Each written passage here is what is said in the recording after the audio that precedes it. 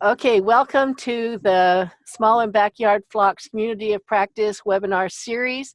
My name is Dr. Jackie Jacob, and I'm at the University of Kentucky as a specialist in poultry production. I specialize in small flocks and backyard flocks, and I coordinate these webinars that we are currently having every other week that are targeting small and backyard flock producers. So for this webinar, we have Ron Kean, as I said, from the University of Wisconsin. He is a poultry lecturer and extension person at the university there. He does work with small and backyard flocks as well. And he will be talking about what are the best chickens for me. If you have a question, please put it in the Q&A box.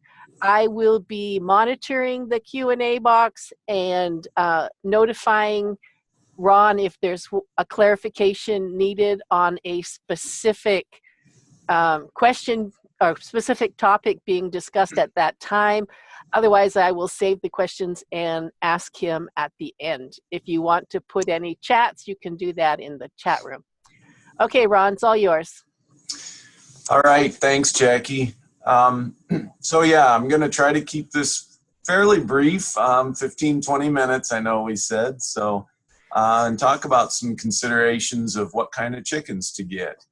I think for me to start, there are some things to consider, and really I would say these three are kind of what I will look at today. First thing I think to think about is what you want to do with the chickens, or what you want them to do for you. And so I'll talk about some examples there, because that can definitely determine what kind of chickens you need to use, or at least help. Your location and setup, I'll talk quite a bit. Obviously, we're just coming out of winter, hopefully, so I'll talk a bit about, weather and things like that and considerations there. And then a few other things, but personal preference I'll mention at the end. So that's kind of my route that I will follow. So again, I think first off, what do you want to do with the chickens? What is your goal? And I've listed 4 things here. You might have others, or it might be a combination of these, and I'll kind of touch on some things there. But I think these tend to be some of the big 4 that people want to get chickens for. So we'll talk about some of those. So for meat production, and I think probably a lot of you with backyard flocks are not considering this, but some do. And I will say that, for quite a few years, the Cornish rock has been the classic meat production bird. And I still feel like for most situations that's true. The genetics companies for the last 50 years or 60 years have been selecting for very feed efficient birds. That is, they gain a lot of weight for a small amount of feed. They have very fast growth. They have carcass conformation. So when you process them, they're going to look like the chicken in the grocery store. And so I think those are some real positives of them. More recently, and not even so much recently with some of the small flock growers, there are people that are looking at some of the slower growing chickens. Again, they grow a bit slower. They take longer to take to market. Less efficient. I mean, they're going to use more feed for the pounds of gain you get back. Part of that has to do with the time frame. You have to keep that chicken walking around a lot more days. Some of the things, they certainly tend to be more active on range, so people like them a little bit better there. I would say marketing tends to be a big part of this. If you have a market where you can, highlight those differences and sell that might be something. I would say the carcass conformation tends to be a little more variable. I have some pictures. There's kind of the commercial Cornish rock, and we get this, again, really nice looking carcass. Some of the slower growing birds maybe don't have quite the carcass that you have there. Some of these red broilers. There's more variation, it seems. So still not a terrible carcass by any stretch. And again, you may be able to market that. And those are kind of the things I would suggest for meat production. For egg production, again, there are some classic ones. I think the color of the shell tends to be one that I would look at.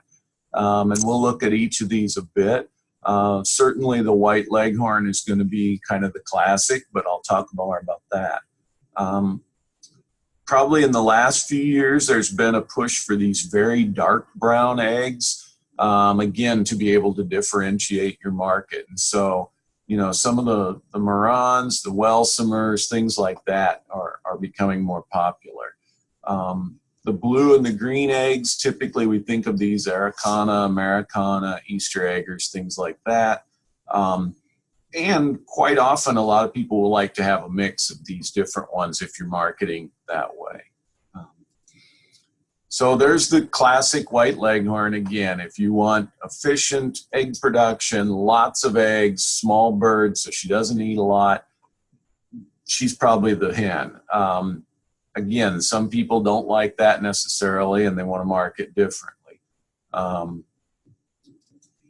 The brown egg production has been very popular, again, sort of to separate yourself, and brown eggs have a bit more marketability.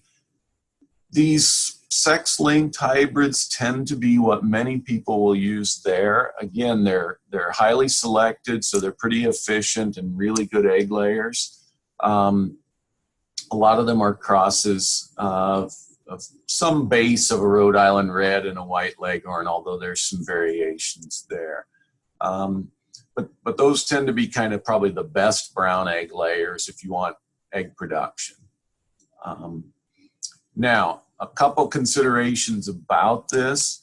Again, I think if we're looking at a more extensive pastured production, some people feel like these commercial birds are not very sturdy. They, are not quite as hardy out there, if you will, and so some will look for some other things. The other one that I've heard people talk about is predator avoidance, and they don't really like the white chicken out there in the pasture. So maybe some of the colored birds will fit a little better there. So those are some things to think about and see if they kind of fit your system or not. And again, if you want different colored eggs, certainly there are some different ones. So those are kind of, if you're really into production, I would say, from a meat or egg standpoint. And then beyond that, we can get into sort of this dual purpose bird. And a lot of the older breeds tend to be made for dual purpose, where we would typically eat the males and keep the females for egg production. And so things like Plymouth Rocks and New Hampshires and Orpingtons, things like that. Productivity, in some ways they're kind of good at both and not really good at either one, you might think about. Their egg production won't be as good as those that are selected for it, and their meat production won't be as good. So there's some trade-offs to think about there. One thing I would say, again, when we start thinking about meat production, the carcass conformation isn't going to look quite like the birds that you see in the grocery store. And so I think, there's nothing wrong with that. It's just you might have to do a bit of education to explain to people why they aren't getting the same chicken that's there. So again, I think it can be marketed well. It's just you might have to do some marketing and some education there. But certainly these can be an interesting mix to have. So here's some, kind of classic birds that you might have. Again, some Plymouth Rocks and Orpingtons and Australorps and things like that. That will work nicely. Certainly you can add some color so you can have that and the enjoyment there. And again, still production isn't terrible with these birds, so you have that. And then really, from there, we get to what I'll call sort of exhibition or pets or, pretty to be out there in the pasture for you or in the yard. And there is a lot of variety. If you've never been to a chicken show, you know, I'd encourage that, and you can find all sorts of different things. You know, so I mentioned a lot of colors here, many different ones you can get. You can look at patterns. Lots of interesting genetic patterns of the different birds. We have the spangles, and we have penciling, and we have different ones here. One thing that I'll mention on this slide, and it doesn't show up real well, but the sizes are also very different. And I'm going to talk a little bit later about that, but I mentioned here, this Brahma on the left is probably going to be, you know, close to 2 feet tall, fully grown, or certainly can get that tall. This little Seabright on the right, maybe, you know, 8 inches tall. And so there is a lot of variety as well in sizes that doesn't show up real well in pictures. But certainly a lot of these different patterns and colors and things are there. The shape of the bird, another thing. Okay, you can have this game on the left, you know, very long and thin shape or type, to something very fluffy and round here. So again, a huge variety of birds. And I'll kind of jump ahead to the idea of personal preference, but some people really like a chicken that looks like this one on the right. Some really like a chicken that looks like the one on the left. Okay, so this becomes a lot of just what you like to look at. Then we have even farther out and some extras. You know, we have silkies. A lot of people find silkies to be very popular. Certainly they're calm birds. They're not going to fly up very much.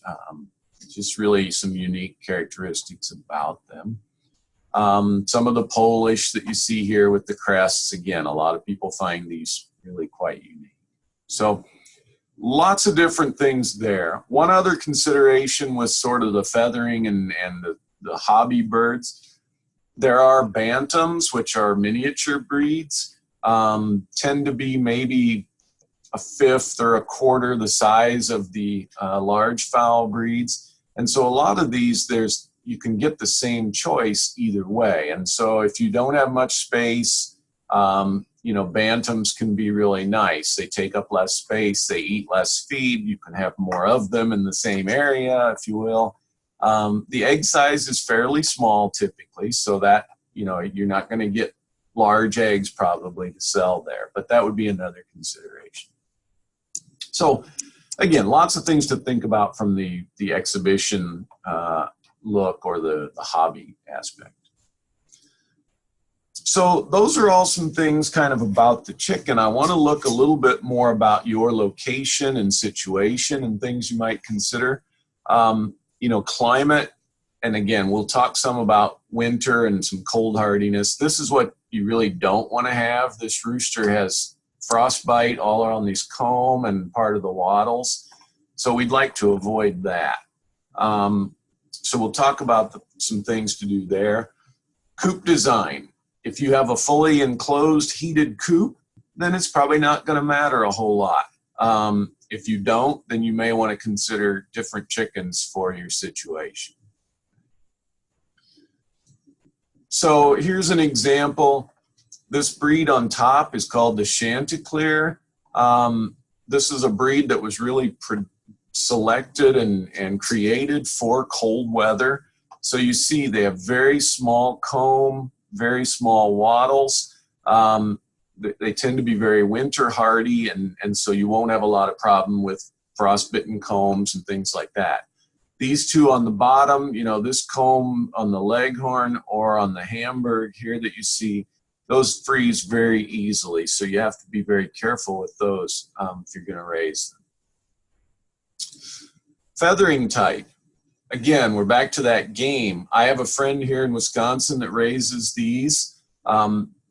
He has to take them in over winter. That's the only way he can keep them with that very tight feathering and small body. they just can't handle cold hardly at all. A bird like this with very loose feathering, the cochin here, they can handle cold a bit better. So that's a consideration. Again, I kind of focus on winter being in Wisconsin, and I don't think quite so much about the summer, but these naked necks, there's some evidence that they do better in hot weather because they have that area that's open that they can cool. They actually do pretty well in cold weather as well, so I wouldn't say that's a knock against them, but there are some birds that might do better in warmer weather as well. And again, I'm going fairly quickly, but I think those are some considerations from you know, a winter aspect. Again, if you have a nice coop that's heated, you don't have to worry so much. But if it's going to be cold weather, I would consider some of those things. Some other things you might think about, I have broodiness. So some breeds tend to want to sit on their eggs and incubate their eggs. And so you might want to select for that if you don't want to have an incubator, or choose a breed that does that.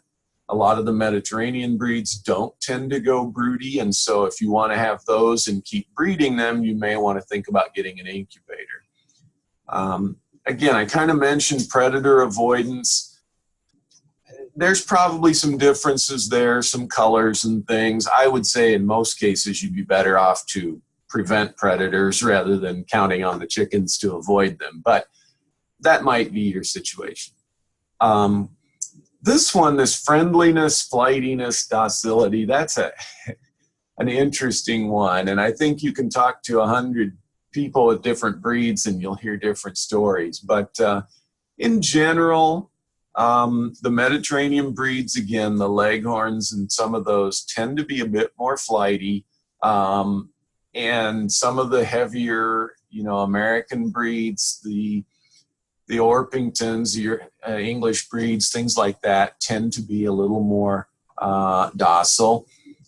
I know people who raise Leghorns and they're very friendly. I know some who have some of these other breeds that are not so. So there's some trade-off, but in general, you might look at breeds that tend to be more docile.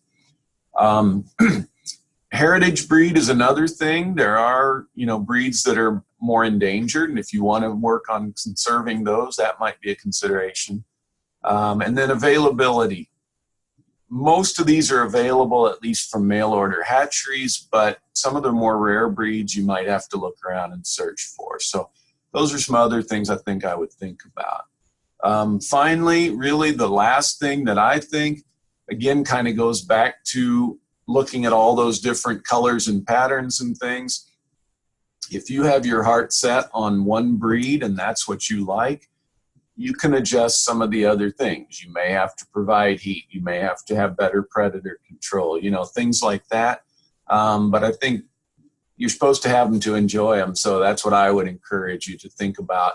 You know, if there's one you like, I really like the brown leghorn, as you see here. So, you know, if I'm going to raise those, I'm going to have to probably have conditions to keep them. But I think those are some things I would think about to consider as far as what kind of chickens you would want to get. So with that, I'd open it up to questions.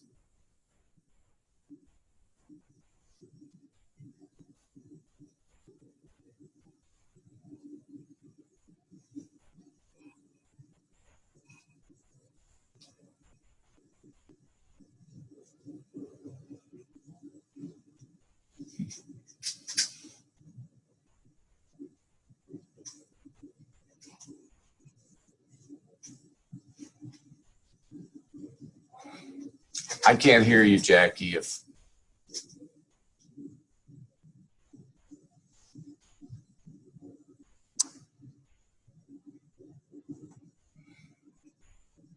Can you hear me now? Yes. Okay. We have a handout. Do I have a handout? No, we have a hand up, and I have. Oh, a hand up. I'm sorry. Yeah. Sure. Let's see. I can unmute her. Oh, she doesn't have a microphone. Okay, so some questions that came in the chat box. Have you ever had to confront those who are not friendly to a backyard flock, say in a development? I think they're referring to people. It sounds like maybe. I mean, I've done a lot of talks on this with urban chickens, especially, and whether they should legalize them or not. And, you know, some don't agree with me, but I think in most cases you can kind of explain some things, and in a lot of cases we can get it through and accepted. Roosters are usually a challenge, but having hens, you can usually get through. And then Tammy asked, are there certain breeds that are easier for youth to use for showmanship? So for youth, I would say generally the bantams tend to be good just because it's easier for them to handle. Or some of the smaller breeds, some of the really larger breeds, it's just hard for a smaller youth to handle and be able to talk about and show them. So I would say that. Within the breeds, a lot of times a solid colored variety tends to be easier to start with because you don't have to worry about the patterns and things. So it's usually easier there to start with a solid black or a solid white or red or something like that. But those would be and again, maybe something that's a little more docile. It would depend on the size of the kid, wouldn't there? Yeah, it does. There is a question. Where'd it go? It was there a minute ago. Oh yeah, is there such a thing as a silent rooster? Only if it's dead. No, as far as I know, not. Some may crow less than others, but as far as I know, there aren't. And really, I've heard of people caponizing, for example, but then you don't really have the nice rooster attributes. So I think it's a real challenge to do that. I know I have seen advertised online, I've never tried them, a rooster collar that is supposed to stop them from crowing. Basically what it does is it chokes them so that they can't stretch their neck out to crow.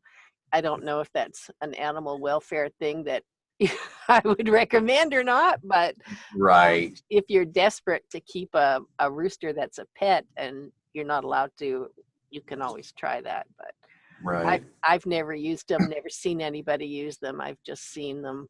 They call them rooster collars. Right. Yeah. Sometimes keeping them inside and a little later in the morning can be helpful, and depending on the situation. But yeah. Okay, I put in the chat box 2 links that may be of interest. One is the poultryextension.org.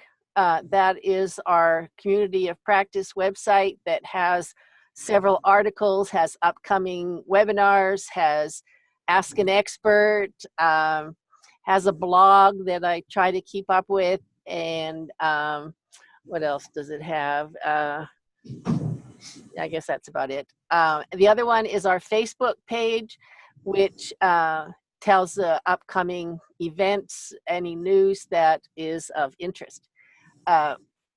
We have a comment from a person that says, I've tried the crow collar, so somebody's tried it. It muffled but did not stop the crowing. So, oh well. yeah. I guess it doesn't work as well as we would like. You'd probably have to do it a lot tighter, and that would not be, that would be, impractical. So are there any other questions? Our time is about up. I don't see any in the Q&A, and I don't see any more in the chat box. So thank you, Ron. That was very good. The one in 2 weeks is housing requirements for backyard chickens. It's on March 20th at 3 p.m. Eastern Time.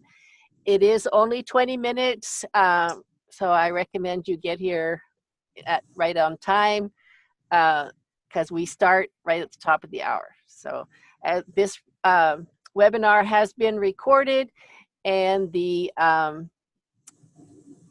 recording will be up online in a day or two. So thank you again, Ron. Thank you, participants.